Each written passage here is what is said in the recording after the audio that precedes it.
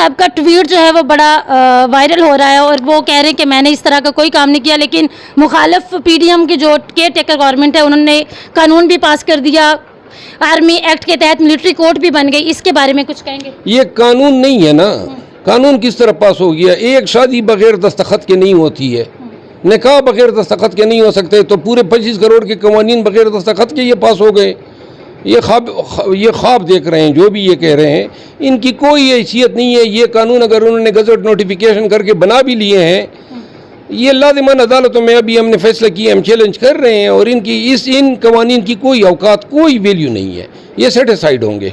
बहुत शुक्रिया। ये ख्वाब देख रहे हैं जो भी ये कह रहे हैं, इनकी कोई हैसियत नहीं है। ये कानून अगर उन्होंने गजट नोटिफिकेशन करके बना भी लिए हैं, ये लाजिमान अदालतों में अभी हमने फैसला किया, हम चैलेंज कर रहे हैं, और इन कवानीन की कोई औकात, कोई वैल्यू नहीं है, ये सेटिस्फाइड होंगे।